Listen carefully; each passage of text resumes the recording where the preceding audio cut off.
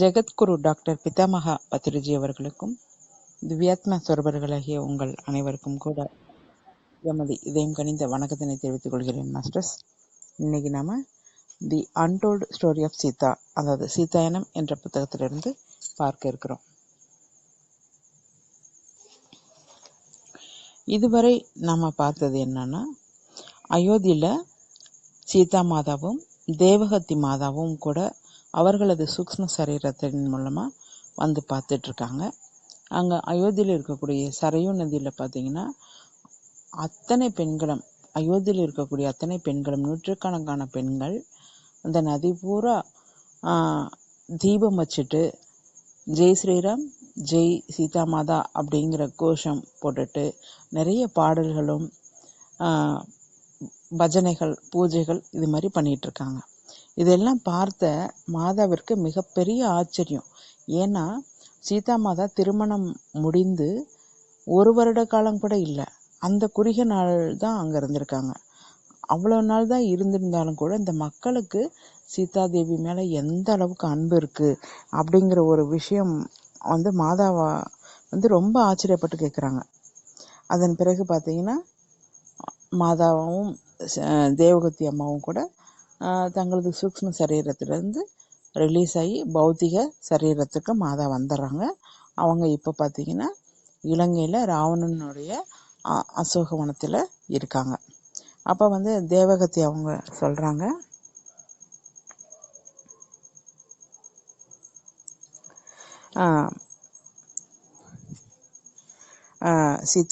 சீதா நீ இனி ராவணனுடைய இதயத்தில் நுழைந்து அவனுக்குள் இருக்கக்கூடிய அந்த அன்பை வெளிக்கொணர வைக்க வேண்டும். உன்னால நீ அதற்காக தான் வந்திருக்க, உன்னால முடியும். உன்னால முடியலங்கிற பட்சத்துல இந்த புறத்திலே ஸ்ரீராமனால எந்த யுத்தமும் செய்ய முடியாது. ஸ்ரீராமன் புறத்திலே யுத்தம் செய்வதற்காக இருக்காரு. நீ ராவணனுடைய அகத்திலே, அதாவது இதயத்துல நுழைந்து அவனுக்குள்ளார இருந்த அன்பை வெளிக்கொண்டு வரணும். நீ அப்படி செய்ய முடியலங்கிற பட்சத்துல அந்த புறத்திலே ஸ்ரீராமனால கூட எதுவும் பண்ண முடியாது அப்படிங்கிற ஒரு விஷயத்த நீ நினைவு வச்சுக்கோ அப்படிங்கறத சொல்லிட்டு அவங்க கிளம்பிடுறாங்க. அதன் பிறகு அவங்க போன பிறகு மாதா தியானத்திலே அமர்ந்துடுறாங்க. சிறிது நேரத்துல பாத்தீங்கன்னா அங்க யாரோ வர மாதிரி தெரியுறது. உடனே மாதா கவனிக்கிறாங்க, திறந்து பார்க்கறாங்க. அப்போ மண்டோதரி கூட நிறைய உணவெல்லாம் கொண்டுட்டு வர்றாங்க. மண்டோதரி யாருன்னா ராவணனுடைய மனைவி மட்டும் இல்லை, ராவணனுக்கு மிகப்பெரிய பக்தி, பதிவிரதை கூட அவங்க. ஏன்னா ராவணன்னா அந்த அளவுக்கு கணவனே கண்கண்ட தெய்வம்னு சொல்லுவாங்க இல்லையா, அந்த அளவுக்கு பதிவிரதையா இருக்காங்க. தினமும் கூட அவங்க மண்டோதரி சொல்றாங்க, சீதா தினமும் நான் உனக்கு உணவு சமைத்து, என்னோட கையால உணவு சமைத்து கொண்டுட்டு வரேன். ஆனா நீ எப்பவுமே தியானத்திலேயே இருக்கிறதுனால உன்னை நான் பார்க்கவே முடியறதில்ல. சாயந்தரம் ஆனா மீண்டும் அதை திரும்பி வீட்டுக்கு எடுத்துட்டு போயிடுறேன். ஆனா இன்னைக்குதான் நீ உன்னை என்னால பார்க்க முடியுது. உனக்கு நான் உணவு கொண்டு வந்திருக்கேன், இதை நீ சாப்பிடு அப்படின்னு சொல்லி சொல்றாங்க. அதற்கு மாதா சொல்றாங்க, மண்டோதரி உன்னை பற்றி எனக்கு நல்லா தெரியும். நீ எவ்வளவு கருணை கொண்டவர் அப்படிங்கறதும் தெரியும். நீ மிகப்பெரிய பக்தி பதிவிரதை அப்படிங்கிற விஷயம் எல்லாம் எனக்கு தெரியும். உன் மனம் நிர்மலமான மனசு. நான் ஸ்ரீராமன் இங்கு எப்ப வராரோ அப்ப வரல நான் சாப்பிட மாட்டேன், உண்ண மாட்டேன், எதுவும் உணவும் உண்ண மாட்டேன், நீரும் அருந்த மாட்டேன் என்று சபதம் எடுத்திருக்கிறேன். நீ எதுவும் தப்பா நினைக்காத அப்படின்னு சொல்லி சொல்றாங்க. அதற்கு மண்டோதரி சொல்றாங்க, அம்மா நீ எதுவும் உண்ணாமல் அருந்தாமல் இந்த மாதிரி இருந்தீங்கன்னா உங்களால பிழைக்க முடியுமா? நீ எப்படிமா பிழைப்பீங்க? மண்டோதரி இந்த மாதிரி சொல்றாங்க. அதற்கு மாதா சொல்றாங்க, மண்டோதரி நீ என்னை பத்தி கவலைப்படாத. நான் உண்ணும் போது நான் எப்ப சாப்பிட ஆரம்பிக்கிறேனோ அப்போ நீ சமைத்த, உன் கையால நீ சமைத்த அந்த உணவை தான் முதல்ல எடுத்து நான் சாப்பிடுவேன் அப்படிங்கிற ஒரு விஷயத்த மாதா சொல்றாங்க. அதற்கு மண்டோதரி சொல்கிறாங்க, அம்மா நான் வந்து உங்களுக்கு எதுவுமே கொடுக்க முடியாமல் போகுதே, ஏதாவது நான் உங்களுக்கு ஏதாவது வேறு ஏதாவது செய்யட்டுமா, என்னால் என்ன செய்ய முடியும் உங்களுக்கு அப்படின்னு சொல்லி மண்டோதரி கேட்குறாங்க. அதற்கு மாதா சொல்கிறாங்க, நீ கண்டிப்பாக செய்ய முடியும். என்னன்னா உன் மனதில் நீ சாந்தியை வரவழைச்சிக்கோ அப்படின்னு சொல்லி சொல்கிறாங்க. அதாவது சீதா மாதா சொல்கிறாங்க மண்டோதரி கிட்ட, உன் மனதில் நீ சாந்தியை வரவழைச்சிக்கோ. அதற்கு மண்டோதரிக்கு ஆச்சரியம். ஏன்னா மண்டோதரி ரொம்ப நல்ல சந்தோஷமாக தான் இருக்காங்க. ராவணனுடைய மனைவி எந்த குறையும் இல்லை. அவங்க எப்பவும் ஹாப்பியாக சந்தோஷமாக திருப்தியாக சாந்தமாக இருக்கிற மாதிரி தான் அவங்களுக்கு தெரியுது. அவங்களுக்கு பெரிய ஆச்சரியம், என்ன சீதா என்னையை பார்த்து இப்படி சொல்கிறாங்களே அப்படின்னு சொல்லிட்டு. அதன் பிறகு மண்டோதரிக்கு அப்போ புரிந்திருக்கு என்னென்னா, அதாவது சீதா வந்து தன்னை ஏதோ ஆழமாக பார்த்துருக்காங்க, தன்னுடைய மனதில் ஏதோ தெரிந்திருக்கு போல இருக்கு அப்படின்னு சொல்லிட்டு அவங்க கிளம்பி போயிட்டாங்களாமா. போய் சில நாட்களுக்கு பிறகு பார்த்தீங்கன்னா, அவங்க வந்து சில நாட்களில் தனிமையிலே யோசிச்சுட்டு இருக்காங்க, என்ன காரணத்துக்காக சொல்லியிருக்காங்க அப்படிங்கிற ஒரு யோசனை அவங்களுக்கு வந்திருக்கு. அப்போ பார்த்தீங்கன்னா ஒரு நாள் ஒரு கனவு போல அவங்களுக்கு மண்டோதரிக்கு வந்திருக்கு. என்னென்ன அந்த கனவு, அதாவது மண்டோதரி திருமணத்திற்கு முன்னாடி வந்து அவர்களுடைய பெற்றோர் வந்து அவங்களுக்கு திருமணம் பண்ணுறதுக்காக பார்க்குறாங்க. அப்போ ராவணன் வந்து பெண் கேட்டு போகிறான். யாருக்கு? அவர்களுடைய பெற்றோரிடம், மண்டோதரியோட பெற்றோரிடம் பெண் கேட்டு ராவணன் போகிறாங்க. ஆனால் அவர்களுடைய பெற்றோர்கள் ராவணனுடைய குணத்தை பார்த்துட்டு உனக்கு நாங்கள் தரமாட்டோம் அப்படின்னு மறுக்கிறாங்க.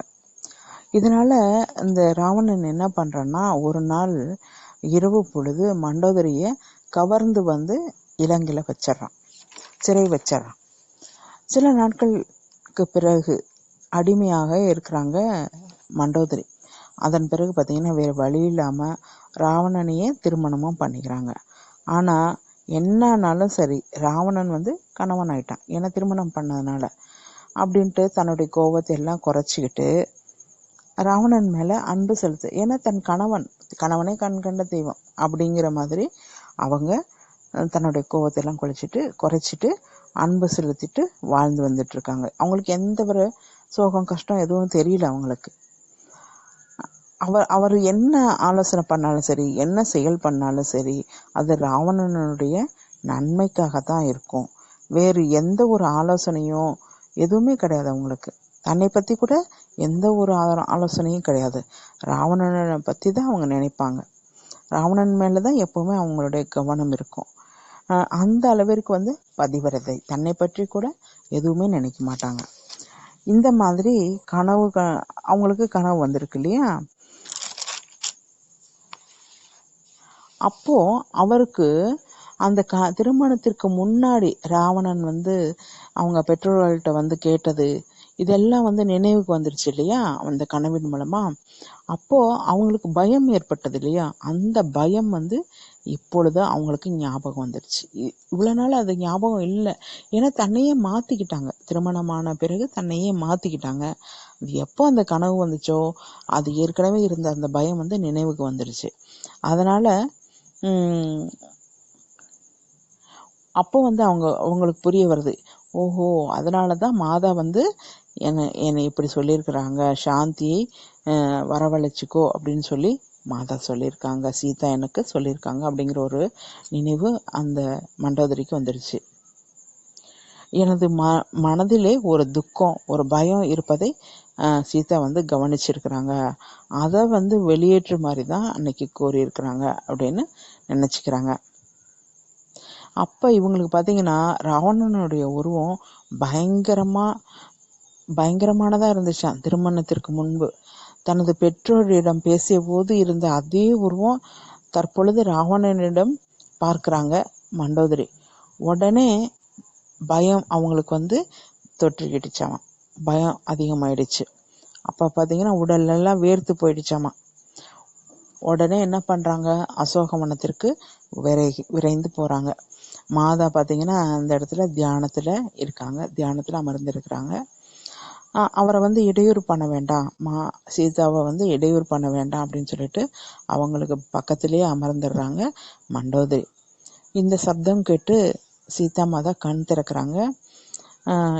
அப்போ பார்த்தீங்கன்னா மண்டோதரி அழுத கண்களோட கலக்கமாக உட்காந்துருக்காங்க இல்லையா. ஏமா அழுறீங்க, ஏன் கண் கலங்குறீங்க அப்படின்னு சொல்லி கேட்குறாங்க. மண்டோதரி கண்ணில் தண்ணீர் பொங்குது. அப்போ மாதா சொல்கிறாங்க, மண்டோதரி உன்னை எவ்வளவு உன்னை வந்து எவ்வாறு அபகரித்து கொண்டு வந்தானோ ராவணன், அது போலதான் இன்னும் எத்தனையோ பெண்களை, இளவரசிகளை, ராஜகுமாரிகளை, எல்லாத்தையும் நிறைய பெண்களை வந்து அபகரித்து வந்திருக்கான். உன்னை ஆனால் திருமணம் பண்ணிக்கிட்டான், ஆனால் மற்ற பெண்களை எல்லாம் தெருவில் வீசிட்டான். அவர்களுடைய நிலை ரொம்ப மோசமாய் ஆயிடுச்சு. அது அது ரொம்ப தப்பு இல்லையா? வரக்கூடிய காலத்தில் சமுதாயத்தில் இது நல்லதுக்கு இல்லை, சமுதாயத்திற்கு இது நல்லதுக்கு இல்லை. வரக்கூடிய காலத்தில் ராவணன் இப்படியே செஞ்சிட்டு இருந்தானா சமுதாயத்தில் அனைவரும் கூட அதையே தான் கடைபிடிப்பாங்க. பெண்கள் வந்து ஒரு போதைப் பொருளாக பார்க்கப்படும் நிலை வந்துடும்.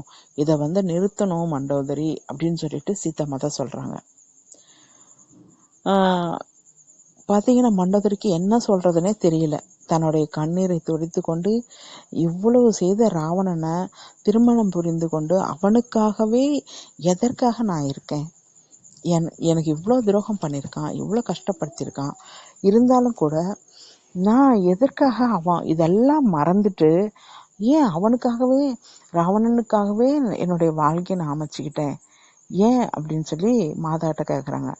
என்னை நான் மறந்தே போயிட்டேன், எதற்காக நான் வாழ்கிறேன் அப்படின்னு சொல்லி கேட்குறாங்க. திருமணத்திற்கு முன்னாடி நடந்தவற்றை எவ்வாறு நான் மறந்து போனேன் அப்படின்னு மண்டோதரி கேட்குறாங்க. அதற்கு மாதா சொல்கிறாங்க, மண்டோதரி உன்னோட கண்களை மூடிக்கோ அப்படின்னு சொல்லிட்டு அவருடைய நெற்றி பொட்டில் 2 முறை தட்டுறாங்களாமா. பின்னாடி அதன் பிறகு நடந்தது என்னன்னா, மண்டோதரியோட கடந்த பிறவி வந்து ஞாபகத்துக்கு வந்துருச்சாமா. அந்த கடந்த பிறவியில் பார்த்தீங்கன்னா மண்டோதரி ஒரு அழகான ராஜகுமாரியாமா, ரொம்ப அழகா இருப்பாங்களாம். அவர்களுடைய பெற்றோர்கள் வந்து இவங்களுக்கு திருமணம் பண்ணி வைக்கணும்னு பார்க்குறாங்க, வரன் தேடுறாங்க. அப்போ பார்த்தீங்கன்னா அந்த வரன் கூட மிக அழகாக இருக்கணும். ஏன்னா எங்கள் பெண் வந்து ரொம்ப அழகாக இருக்காங்க, அதற்கு தகுந்த மாதிரி அழகான ஆண் வந்து கிடைக்கணும், மகன் கிடைக்கணும் அப்படின்னு சொல்லிட்டு தேடுறாங்களாம். தேடிட்டே இருக்காங்களாம். ஆனால் மகன் கிடைக்கல. அப்போ பார்த்தீங்கன்னா இவங்க சொல்கிறாங்க, எனக்கு யாராக இருந்தாலும் பரவாயில்ல, எனக்கு திருமணம் பண்ணுங்க அப்படின்னு சொல்லிட்டு இவங்க சொல்கிறாங்க அந்த ராஜகுமாரியாக இருக்கும்போது. ஆனால் அவங்க வந்து ஏற்றுக்கொள்ளவே இல்லையாமா. அவங்களுக்கு வந்து அந்த சமயத்தில் விவாகம் பண்ணிக்கணும், திருமணம் பண்ணிக்கணுங்கிற கோரிக்கையே அதிகமாயிட்டே வந்ததாமா.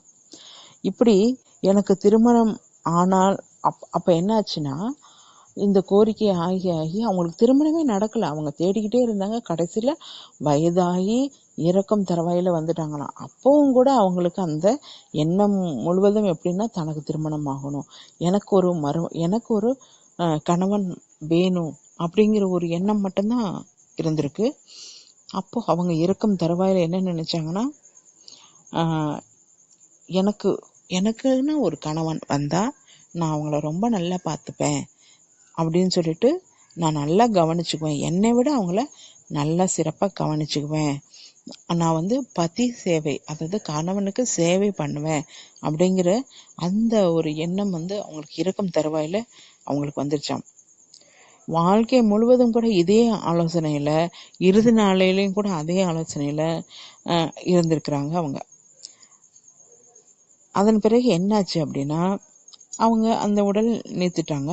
அந்த கோரிக்கை தான் இப்போ இவங்களுக்கு, அது மாதா சொல்கிறாங்க, உனது அந்த உறுதியான கோரிக்கை இருக்கு இல்லையா, எனக்குன்னு யார் கணவர் அமைகிறாங்களோ அவர்களை நான் நன்றாக பார்த்துப்பேன், என்னை விட நான் நல்லா பார்த்துப்பேன், பதி சேவை நான் பண்ணுவேன் அப்படின்னு சொல்லிட்டு அந்த உறுதியான கோரிக்கை இருக்கு இல்லையா, அந்த கோரிக்கையினால தான் நீ இதை மறந்துட்ட. உனக்கு எவ்வளவுதான் வந்து கஷ்டம் கொடுத்திருந்தாலும் ஆனால் நீ அதை வந்து நினைக்கல. ஆனால் இப்போ நீ நினைக்க வேண்டிய தருணம் இருக்குது. ஏன்னா உன்னை மாதிரி பெண்கள் எத்தனையோ பேரை ராவணன் சீரழிச்சிருக்கிறான். இந்த நிலை தொடரக்கூடாது. இது தொடர்ந்தனா வரக்கூடிய சமுதாயமே கெட்டு போயிடும். அதனால நீ முடிவெடுத்தால் எல்லாமே மாறும் அப்படிங்கிற ஒரு விஷயம் மாதா மண்டோதரிக்கு சொல்றாங்க. அது மட்டும் இல்லாம நீ உன்னை மட்டுமே ஆலோசிக்காத, உன்னது கணவனை மட்டும் ஆலோசிக்காத, உன் சமுதாயத்தை பத்தி ஆலோசி. உனக்கு ஆத்ம கௌரவம் இல்லாம போச்சு, நீ ஆத்ம கௌரவம் இல்லாம போயிடுச்சு உனக்கு அப்படின்னு இந்த இடத்துல சொல்றாங்க. அதாவது சுயநலம் அதிகமா இருக்கு, உனக்கு ஆத்ம கௌரவம் இல்லாம போயிடுச்சு, அந்த ஆத்ம கௌரவத்தோட வாழணும் அப்படிங்கிற ஒரு விஷயத்த மாதா சொல்றாங்க. இதே ஒரு ஆத்ம கௌரவங்கிற ஒரு விஷயம் இதற்கு முன்னாடி பஞ்சவட்டியில மாதா சொல்லியிருக்கிறாங்க இல்லையா? அதை இந்த இடத்துல ஞாபகம் பண்றாங்க. ஒவ்வொருவருக்கும் கூட பெண்களுக்கு அவர்களுக்கு உண்டான ஆத்ம கௌரவம் கண்டிப்பா வேணும் அப்படிங்கிற ஒரு விஷயத்த இந்த இடத்துல சொல்றாங்க மாஸ்டர்ஸ். அப்போ மண்டோதரிக்கு தேவையான அனைத்து விஷயங்களும் சொல்லிடுறாங்க. இனி வரக்கூடிய காலத்துல எப்படி நடக்கும் அப்படிங்கிற ஒரு விஷயத்த மீண்டும் நாளை பார்க்கலாம். Thank you masters.